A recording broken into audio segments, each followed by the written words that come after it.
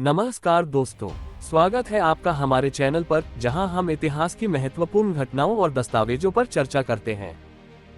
आज हम बात करेंगे वाइमर संविधान की, जो जर्मनी के इतिहास में एक अहम भूमिका निभाता है।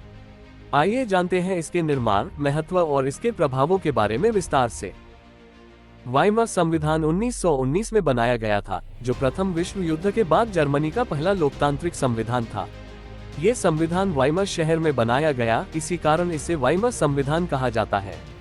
ये संविधान जर्मनी को एक संघीय गणराज्य यानी फेडरल रिपब्लिक बनाता है और इसमें लोकतांत्रिक सिद्धांतों का समावेश किया गया था। वाइमर गणराज्य की स्थापना। प्रथम विश्व युद्ध के बाद जर्मनी को भारी पराजय का सामना करना पड़ा। 1918 में जर्मनी के काइजर विल्हेम द्वितीय ने सिंहासन छोड़ दिया और जर्मनी को गणराज्य घोषित किया गया। इस समय देश में राजनीतिक अस्थिरता थी और एक नए संविधान की जरूरत महसूस हुई। इसी समय वाइमर गणराज्य की स्थापना हुई और वाइमर संविधान ने इस नए गणराज्य को कानूनी ढांचा प्रदान किया। संविधान का निर्माण। वाइमर संविधान का मसौदा जर्मन संविधान सभा द्वारा तैयार किया गया था, जो फरवरी 1919 में वाइमर में मिला था। ये संविधान 31 जुलाई 1919 को स्वीकृत हुआ और 11 अगस्त 1919 को लागू हुआ। इसके निर्माण में प्रमुख भूमिका फ्रेडरिक एबर्ट और फिलिप शीडमैन जैसे नेताओं ने निभाए। संविधान की मुख्य विशेषताएं। वाइमर संविधान की कुछ प्रमुख विशेषताएं थीं। 1. लोकतंत्र और गणराज्य। ये संविधान जर्मनी को एक लोकतांत्रिक गणराज्य बनाता है, जिसमें राष्ट्रपति को निर्वाचित किया जाता है। 2. Federal system. जर्मनी को 18 राज्यों में विभाजित किया गया, जिनकी अपनी अपनी सरकारें थीं, लेकिन केंद्रीय सरकार के तहत। 3. नागरिक अधिकार। संविधान ने नागरिकों को व्यापक अधिकार प्रदान किए, जैसे स्वतंत्रता, समानता और बोलने की आजादी। 4. राइक्सटाग और राइक्सराट। राइक्सटाग यानी संसद और राइक्सराट यानी राज्य परिषद का गठन किया गया, जो कानून बनाने की प्रक्रिया में शामिल थे। 5. संघीय न्यायालय। एक संघीय न्यायालय प्रणाली स्थापित की गई, जिसमें सर्वोच्च न्यायालय शामिल था। संविधान की कमजोरियां। हालांकि वाइमर संविधान में कई अच्छी बातें थीं, लेकिन इसमें कुछ कमजोरियां भी थीं, जो बाद में समस्याओं का कारण बनी। 1. अनुपातिक प्रतिनिधित्व। चुनाव प्रणाली अनुपातिक प्रतिनिधित्व पर आधारित थी, जिससे छोटी पार्टियों को भी संसद में प्रवेश मिल जाता था और सरकार स्थिर नहीं रह पाती थी। 2. आपातकालीन शक्तियां। राष्ट्रपति को आपातकालीन स्थिति में अत्यधिक शक्तियां दी गई थीं, जिसे अनुच्छेद 48 के तहत लागू किया जा सकता था। इसका दुरुपयोग हिटलर ने किया।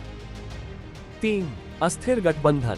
विभिन्न पार्टियों के गठबंधन बनाने की जरूरत ने सरकार को अस्थिर बना दिया, क्योंकि कोई भी पार्टी पूर्ण बहुमत नहीं पा सकी। संविधान के प्रभाव। वाइमर संविधान ने जर्मनी को एक नई दिशा दी, लेकिन ये समय भी आर्थिक और राजनीतिक अस्थिरता का था।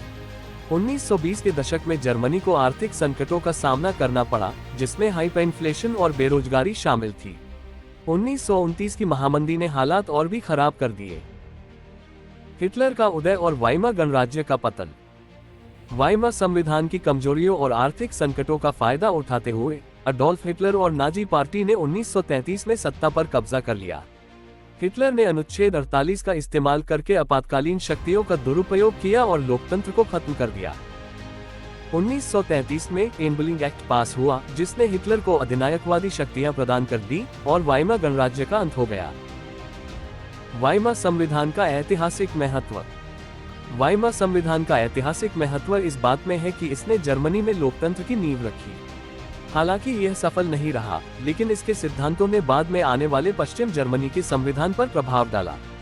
वाइमर संविधान से सीखे गए सबक ने भविष्य में अधिक स्थिर और मजबूत लोकतंत्र बनाने में मदद की। तो दोस्तों, ये था वाइमर संविधान का संक्षिप्त इतिहास और इसके प्रभाव। यह एक महत्वपूर्ण दस्तावेज था, जिसने जर्मनी के राजनीतिक परिदृश्य को बदल दिया। उम्मीद है कि आपको इस वीडियो से वाइमर संविधान के बारे में अच्छी जानकारी मिली होगी। अगर आपको यह वीडियो पसंद आया हो तो लाइक और सब्सक्राइब करना न भूलें और हमें कमेंट में बताएं कि आप अगले वीडियो में किस विषय पर चर्चा चाहते हैं। वीडियो को अंत तक देखने के लिए धन्यवाद। मिलते हैं अगले वीडियो में, तब तक के लिए अलविदा।